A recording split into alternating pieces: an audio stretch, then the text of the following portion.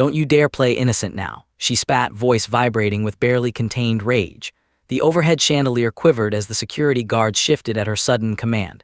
Papers scattered across the mahogany conference table, falling to the deep pile carpet.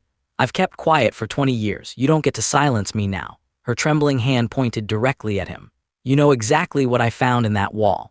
Silence suffocated the boardroom, every eye fixed on the two of them. Go ahead, he whispered, lips pale. Tell them if you think you can prove it. Her jaw tightened. No more hiding, Michael, not after what you've done. An anxious cough stuttered from the back row. For a moment, the world seemed to teeter on the edge of a final reckoning. But to understand how she ended up facing him, publicly exposing secrets both personal and criminal, you have to see what happened 45 days earlier, before the storm struck, and before that single, humiliating dollar changed everything.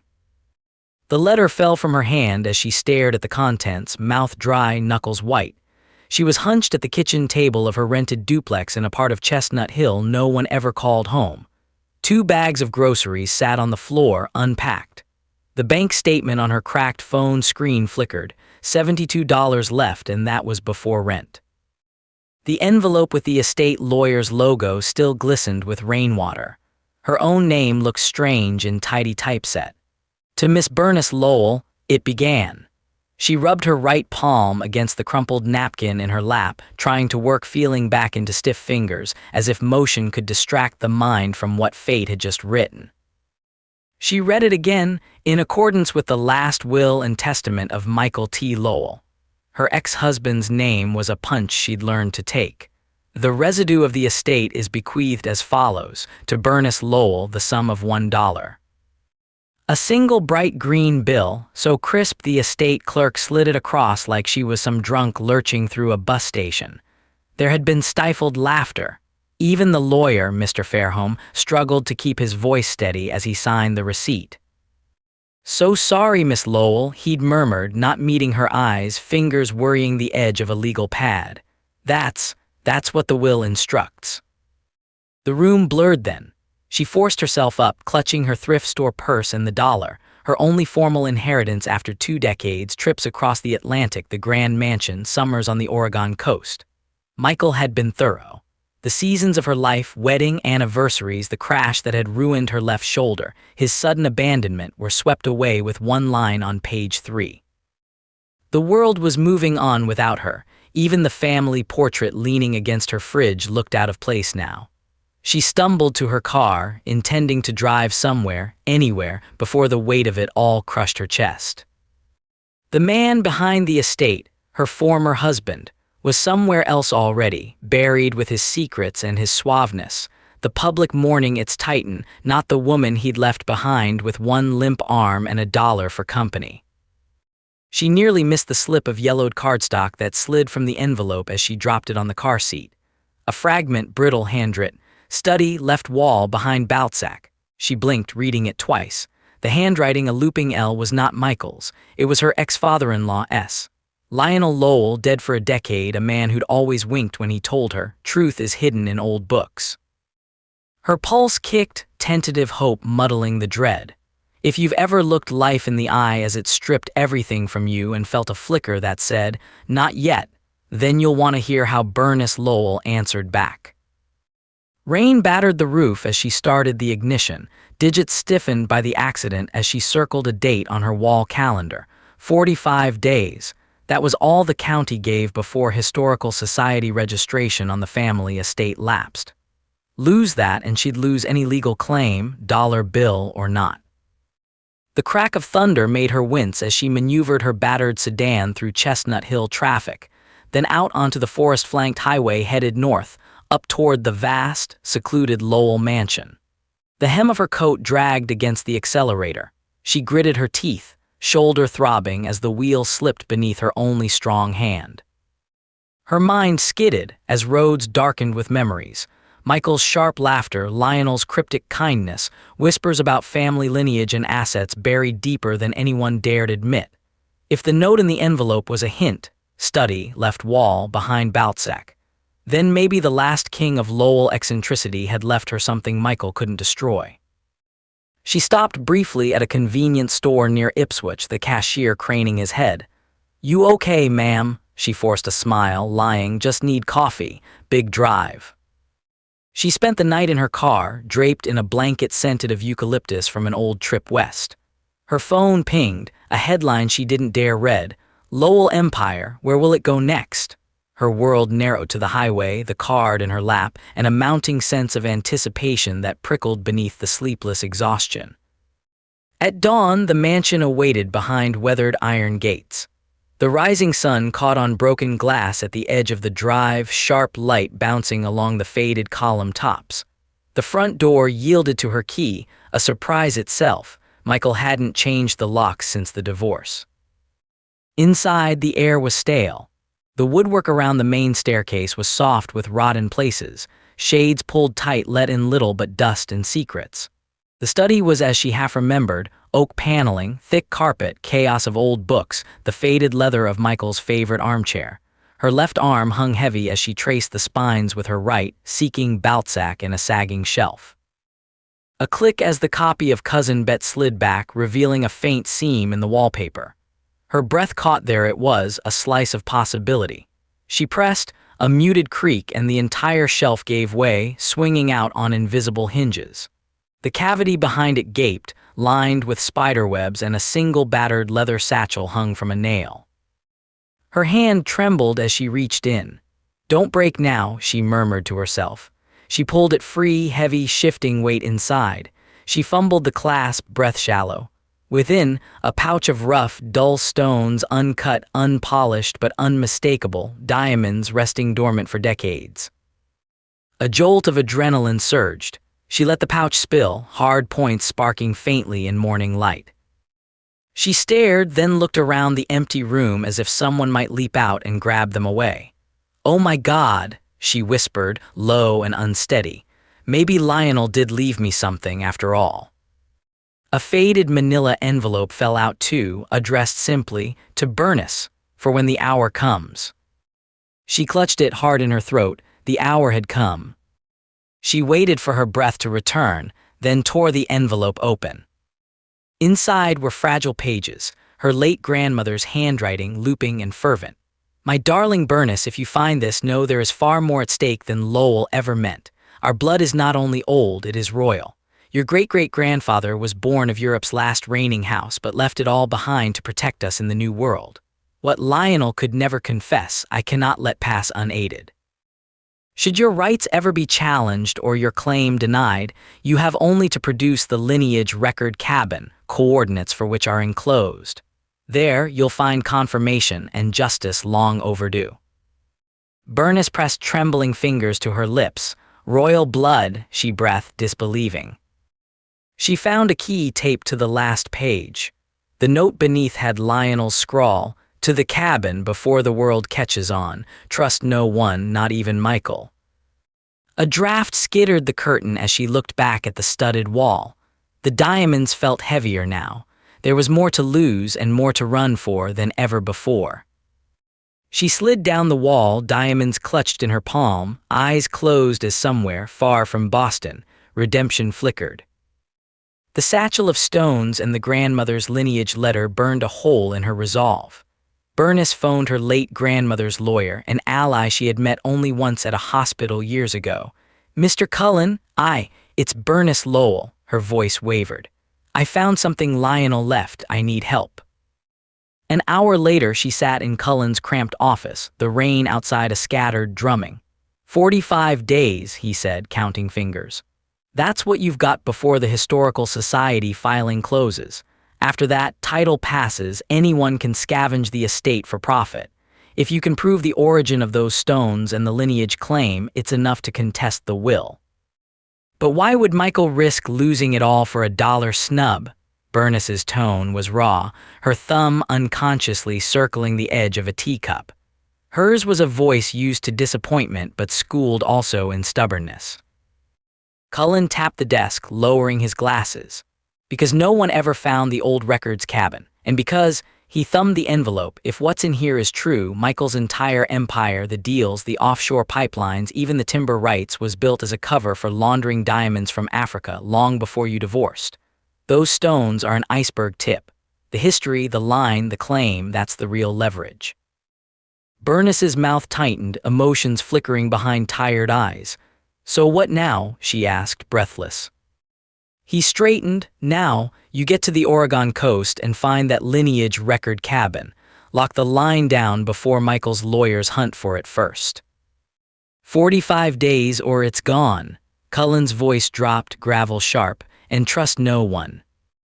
Outside, Bernice let the threat of the rain soak through her coat as she closed the car door one-handed, diamonds hidden in the satchel, letter buried in a folder under blankets, phone set to silent. She drove for 5 hours, blood hammering. Each forested mile west ticked like a countdown. Gas money ran tight. Her left arm ached fiercely, the accident flaring again at the bend of her wrist. But there was no time to waste and less time to heal. At the next motel, she scrawled out a rough plan. Morning flight from Boston to Portland, Oregon, borrowed from distant airline miles Michael hadn't managed to cut off. Taxi to Yaquina Bay, the old shack marked on the faded coordinate map. She checked the time, less than 38 days now. A cold twist of fear threaded each step. What if Michael's people were ahead, or the authorities decided the entire affair smelled too much of crime to let her pursue it alone? She tucked the satchel under her shirt as she boarded the tiny turboprop. In the cramped seat, the letter's words echoed as she tried to sleep. "Should your rights ever be challenged, produce the lineage record cabin."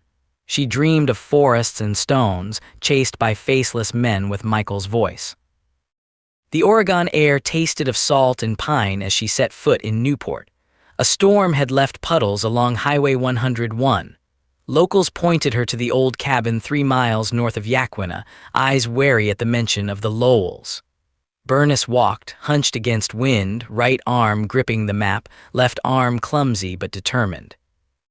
Across the field, the cabin waited, storm-battered, gray with moss, one window glassless, the ancient chimney crumbling. Cool air pressed in, making her skin prickle. The lock surrendered to the key. She stepped inside, heart thudding. A dusty desk, piles of crumbling parchment, and against the far wall, a battered trunk bristled with old wax seals. Hook 2. She hesitated, remembering her grandmother's instructions. Focus. She lifted the lid. Inside, stacks of musty ledgers, a wooden box inlaid with crest and crown, and several battered leather-bound books stuffed with yellowed photographs and brittle, handwritten charts. As she rifled through the materials, a faint creak upstairs made her freeze, a drip of water or someone else. She strained to listen. Nothing, she continued. She flicked open the family Bible. Inside, a page handwritten by her great-grandfather in Germanic script. Her line traced down through monarchs, past continents, each notch a ripple in centuries of secrecy. She pressed on, finding at last a sealed record, half in Latin, bearing a notary mark from 1887, a legal transfer by descendants of House von Hohenberg to the Lowell family, Massachusetts. Her fingers shook more than ever. She ran a hand over thick vellum where the Lowell name was written in fading ink, blood and hope merged across generations. Her shoulder burned, but this, finally, was proof. Beneath it, a smaller envelope. She blinked at its unfamiliar seal and tore it open. The note inside was short, signed by Lionel. "These stones came direct, uncut, from our friend on the coast of Africa under royal seal. They were never to be sold for profit. They were meant to shield you when wolves came. If you're reading this, trust only those with lineage of their own. Watch for the hand that feeds secrets to the dark." Hook 3, a wave of dizziness hit. The room seemed to tilt. Was the real enemy Michael or something deeper? She stood as a shadow crossed the filthy window. A voice outside drifted in. "Bernice, you in there?" She startled, but it was only Cullen, out of breath from the uneven path, holding his battered briefcase overhead against rain. He entered, stomping puddles onto the boards. "I ran into Michael's lawyer," he said, urgency pulsing through his words. "She's been asking questions about this cabin. You have to be quick. Michael's team is moving to seize the estate before the registration deadline. I smell trouble." Bernice nodded, showing the lineage documents. Cullen's eyes widened. If this goes national, it's explosive, but we need more corroboration. You sure you want to do this? Her mouth drew tight. I didn't come this far to be erased. She handed him the records. They talked through evidence, the nature of the diamonds, the European link tying it all together. Dialogue tumbled fast between them. Do you really trust me, Bernice? Cullen asked, voice low. Her gaze flicked up hard. You were the only one who visited my grandmother at the end. That's enough. He nodded gravely. Then let's get copies. We'll leak to the Globe, quiet then loud. She stuffed the pouch of diamonds in her coat, shoulder throbbing. The timeline was shrinking, just 33 days now to file. Hook 4. Back in Boston, Bernice waited as the photocopier spat out one copy, then another. Cullen dialed the newspaper editor, voice tight. This isn't just diamonds, it's a transatlantic bloodline and land theft.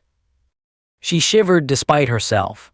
Outside, the city ricocheted with sirens and the distant thunder of change.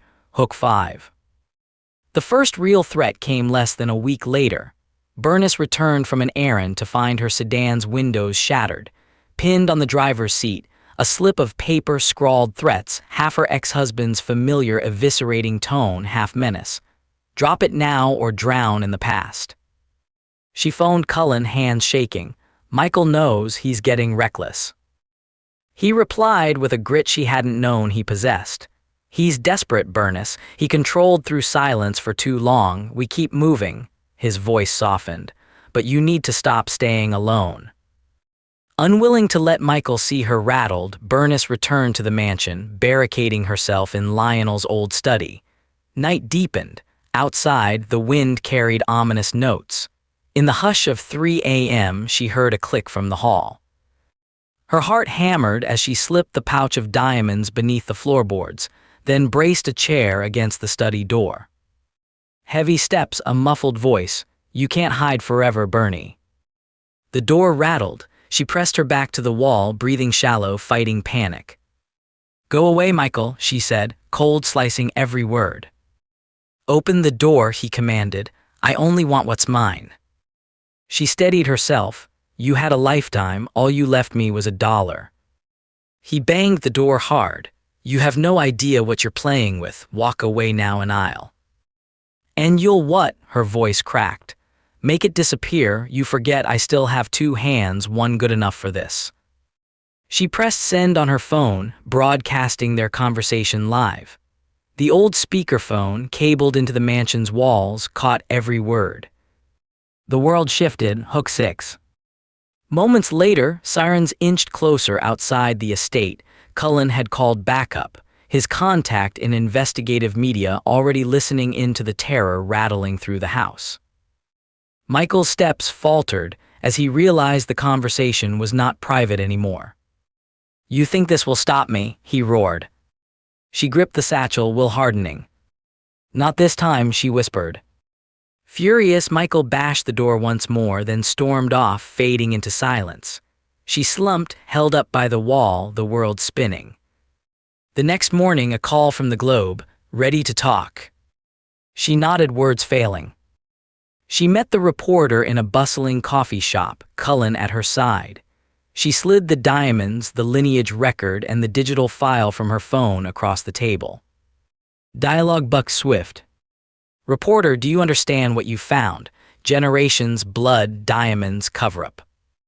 Bernice, voice taut, I understand enough to know what's fair. My grandmother died protecting these secrets. I won't let anyone bury them again. Cullen, you want a copy of the Coast Cabin logbook. There's more where that came from. Reporter, raising brows. If this pans out, Bernice, it'll go national. Reporter's assistant, texting. Boston, New York, L.A., they'll all be on this by morning. Bernice smiled, faint, at last feeling the seat beneath her steady. By dawn, the exposé ran front page. Wealth, land, the false narrative of the Titan undone in bold print. Michael's lawyers lost control, mouths open as transcripts and records danced across the nation. Hook 7. A week later, the offices of the Lowell Trust bristled with new security, news vans, the FBI, and international authorities circling. Michael could not be found. Rumor held he'd fled. His world was crumbling in full view.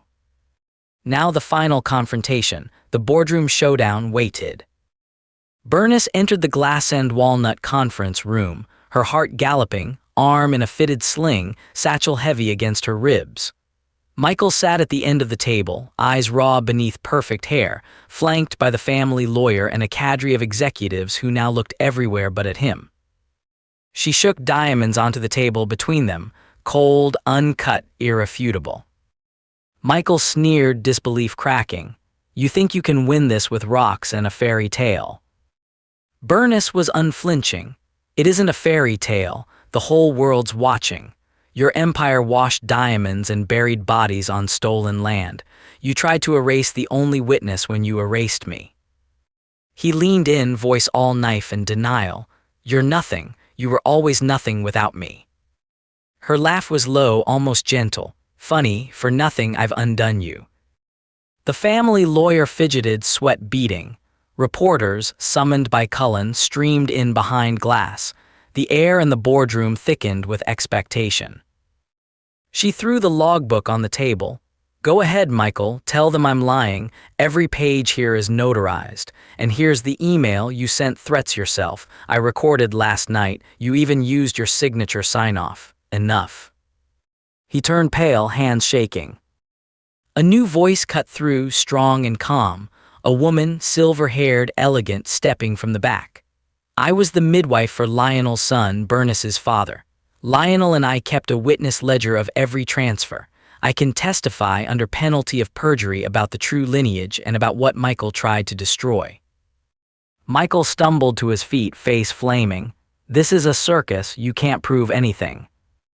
Bernice faced him, her voice utterly steady now. "Don't you dare play innocent now," she spat, echoing every year of contempt. The chandelier shimmered as the security guard's hands hovered. A hush pulsed beneath the pounding heat of justice.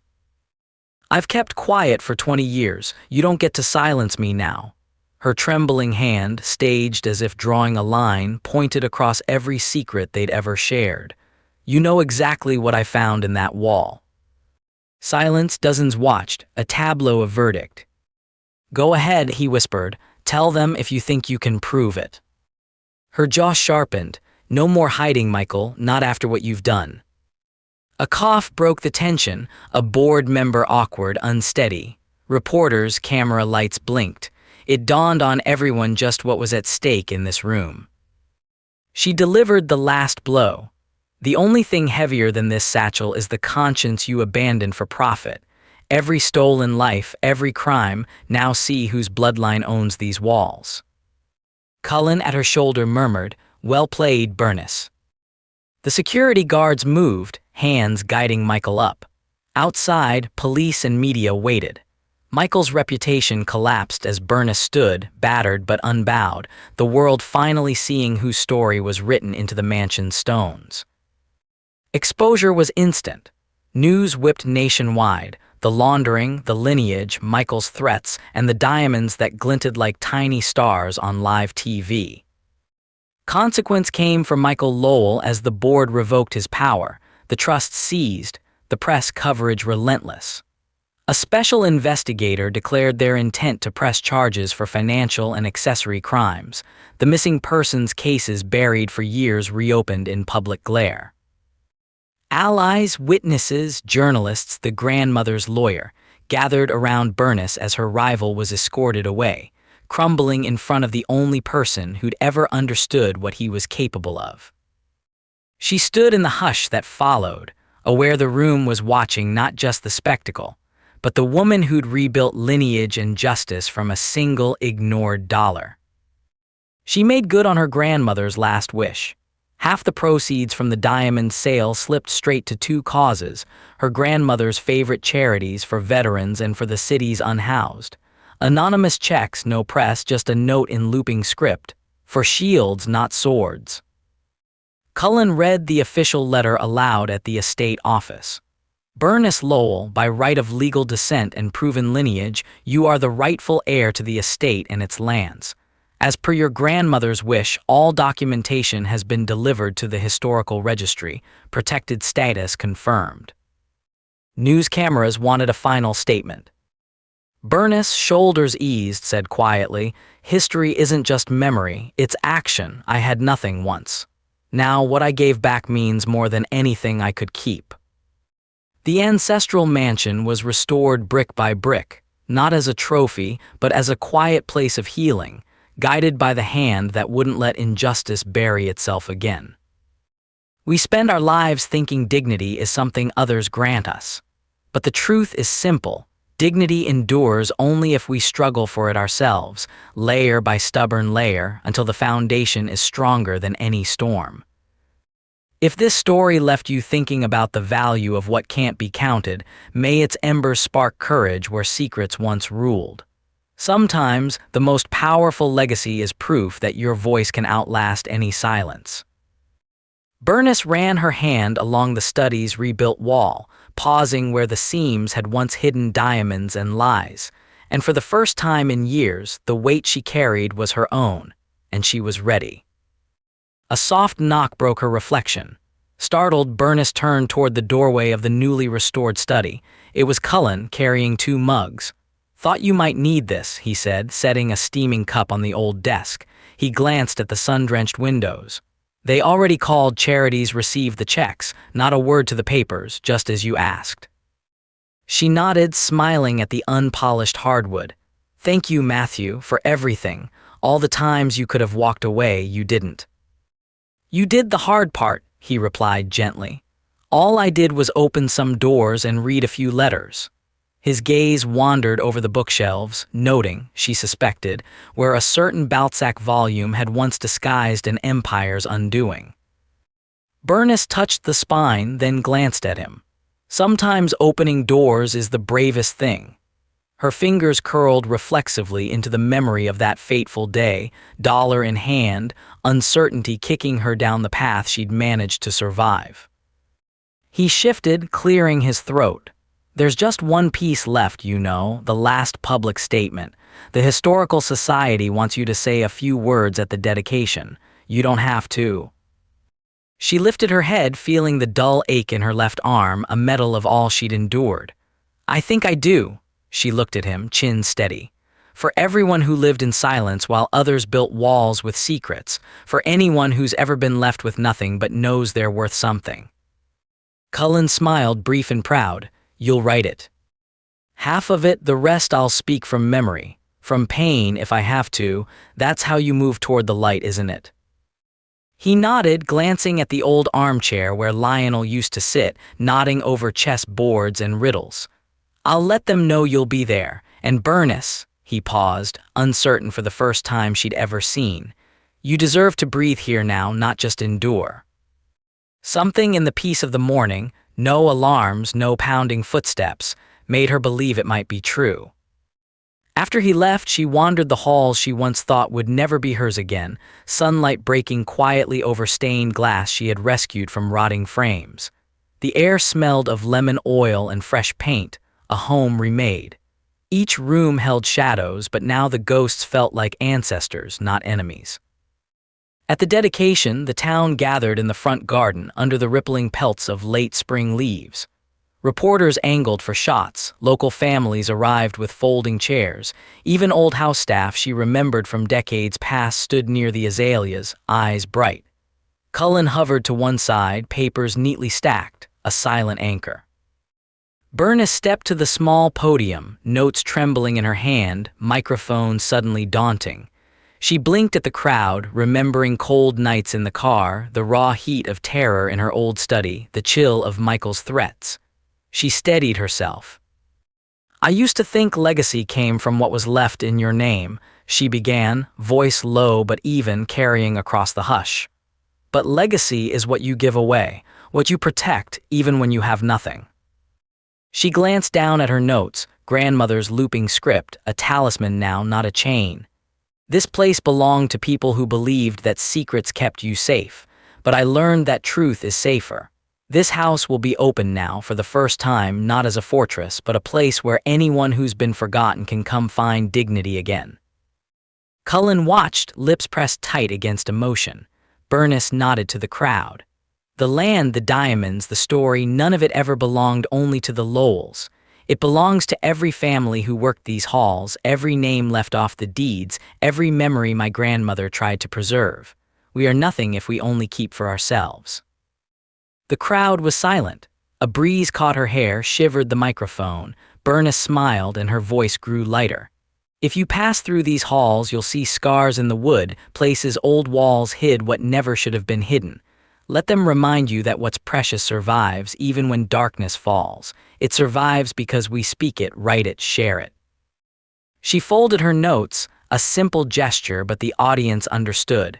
Thank you for letting me come home and for letting this old house breathe again. There was applause, genuine and kind, filling the garden. Afterward, Cullen found her near the terrace, his own eyes damp. You ready for some quiet now? She nodded, gaze lingering on the crowd dispersing among the flower beds. I think I am, for the first time. I don't feel like I'm surviving someone else's story. He offered his arm. Come on, there's some fresh bread, Gina from housekeeping brought it. You could eat a little and finally put your feet up. Side by side, they walked through the door. Light spilled ahead of them. For a moment, Bernice paused by the rebuilt study. She traced her hand along the grain of the shelf, remembering not just pain but defiance, not just walls but everything within them that endured. If you ever want a quieter sort of legacy, Cullen said, gentle, there's always room for people who know how to start over. She smiled, genuine and unafraid. Maybe I'll take you up on that, but not before I repaint the solarium. It could use a little more sun. He grinned, you've earned every light you let in. Bernice stood in her house, finally hers, and let possibility replace the weight that used to haunt her. She thought of the dollar tucked in her keepsake box upstairs, a reminder never to undervalue a life stubbornly reclaimed. Legacies, she realized, aren't measured in gold or stones after all. They're what you leave lit behind you, so others never have to grope through darkness alone.